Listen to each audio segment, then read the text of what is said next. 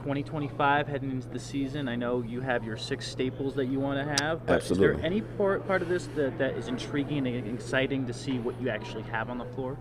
Well, you're always excited at this time of year, but of course, like I said, those 6 principles, and just for those of you who haven't heard them, but we want to be competitive, tough, team-oriented, accountable, disciplined, and professional. And so everything that we do this year, I'm going to look at it through those pillars, on the court, off the court, and how we are holding up to those values.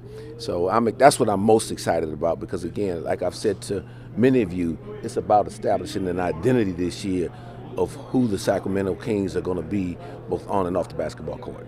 What did you make of this offseason just around the league? It seemed like such a strange offseason because of the apron system and the restricted free agency market. I guess, what did you just make of this year and how unique it was? Yeah, well, having been away for the last 2 years, there definitely was some uniqueness to it. I think a number of organizations are adjusting to this new world with the first and second aprons. So you probably didn't see as much activity as normal as what I was used to. But like anything else, I think you're going to see everybody adjust, and that includes us. How much were you focusing on what Dennis was doing in Euro play, and what did you think of his performance there? I obviously kept my eye on Dennis and what he was doing, and stayed in contact with him. Was really happy for him, because I know how much it meant to him and his country, for him not only to play well, but go ahead and win the championship and be the MVP of that tournament with so many great players in the tournament. So great accomplishment for him. I think that allows him to come here with even a little more confidence and really ready to take on this task and helping this basketball team improve this year. With the additions and subtractions to your roster, what are just your overall thoughts of what you have? I can probably better answer that once we start practicing. I'd like to be able to work with everybody. But I like, again, we talked about Dennis, his addition, those 6 values and pillars. He really brings those things. Felt we needed that. I know coming into the job, just kind of looking at the team from afar, felt the point guard was an area of need. Dennis addresses that. We've talked a lot about our young guys. I really was impressed with our young players that we drafted, both Nique, Clifford, and Maxime Reynaud this offseason. So now I'm really anxious to see how those guys transition to the real NBA now, and how quickly they come along and develop. So excited to see that. Added Drew Eubanks as well to the backup center position. Love his athleticism. He's always been a tough player as I've watched him from around the league. And so we'll see how all these guys come together and how quickly they can come together. Scott, to the previous question about kind of this summer being unique and challenging probably in some ways, how much did that hinder, if at all, like some of the things you wanted to do, and what are the goals you still have in front of you in terms of building this roster up? Look, my job is to each and every day assess this team and try to figure out how to get better. Obviously, what I came into in terms of salary structure and everything, that was already in place. So really for me, it's going to be getting a chance to work with these guys and evaluate them and how they fit and how they live and practice and play by those 6 pillars that I want to develop. We got an update today about the finalization of your front office staff, and then of course Doug building his coaching staff, just from a overall view of the team that you've been able to put together in the basketball operations side. How confident and excited are you with that group? Oh, I'm super excited. We've got a very diverse group, a lot of experience. So I'm really happy about it. First, to address the front office side of things, I just really like how we're working together. We're coming out of our kickoff meetings where we spent 3 days together, really getting organized and drilling down on what our processes are going to be, because this was really our first opportunity to do that as a whole. So I'm excited about that. And then really excited about the coaching staff as well, too. I think the coaching staff is really going to supplement and complement Doug Christie and what he does. Having a guy like Mike Woodson, who's been a long time head coach in this league, I think it's going to be invaluable to him on the sideline.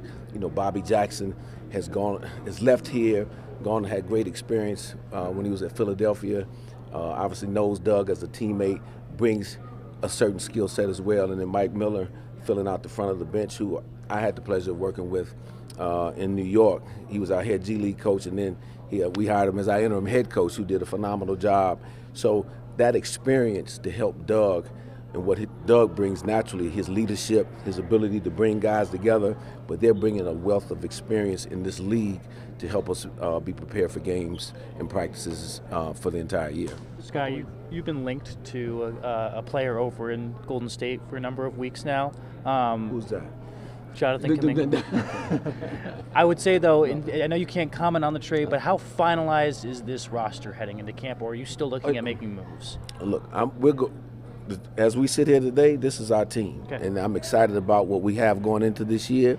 And again, my job each and every day is to listen, see what's happening out there. Can we get better? But I'm pleased going into training camp and really looking forward to the first practice tomorrow and start to work with these guys on this roster that we currently have. A couple of young guys. BJ Armstrong, what is his I'm sorry, I got a shout, but BJ Armstrong, what is his duties and activities surrounding his team? No, BJ is our assistant general manager, and BJ brings a wealth of experience to this position.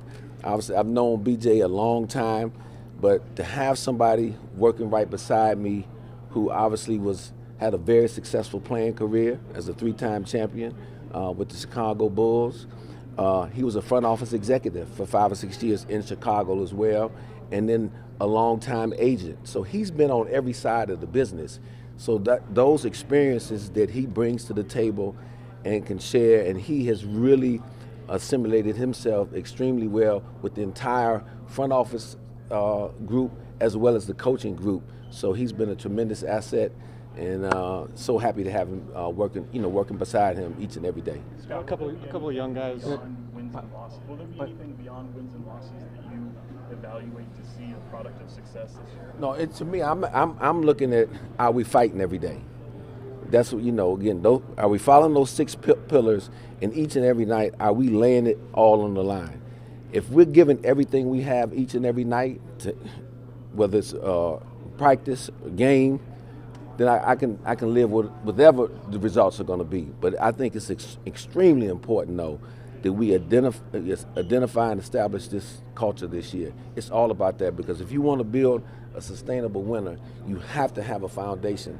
And our foundation has got to be rooted in how hard we play, how tough we are, and how we do this as a team and do this together. So that's what I'm really evaluating this year. A couple of young guys in Keon and Keegan are not signed beyond this season. Just where are you at with those guys in terms of your evaluation, and how's communication been with those two? Communication's been very good with those guys. Obviously, I'm not going to ever talk about any contractual stuff publicly like that, but enjoy working with both of those young men. Both of them are class young guys. I'm looking forward to the very first practice with them tomorrow. Obviously watched them from afar, met them through the pre-draft process back when I was in New York, but really excited about them and their futures, and we'll go from there. Scott, you mentioned Doug a couple of times. What have you just learned about his love for the community, the organization? How good does it feel to give him this opportunity from the jump? I can think of no better ambassador for this team and this community than Doug Christie. I was here 8 years ago, and Doug didn't have the microphones like you guys did, but he was doing television, and got to know him well, and just his love and understand his passion for this community. Having worked with him every day now for the past 6 months, you just see it, you feel it, you hear it in his voice, and he wants to bring, as I do, and everybody here in this building wants to bring a sustainable winner to this organization. He lived it. He was a big part of it, along with his teammates years ago, that made the Sacramento Kings one of the top teams in the league. So, and Doug, you got a guy that's committed to making that happen each and every day. Can you say, when back to Keon and Keegan, just how you view their seasons and what will go into the decisions you make? I view their season. I view them to come out and play the very best basketball that they can. So, it's really that simple. And this display what they're capable of doing on a nightly basis, not only them, but everybody on this roster.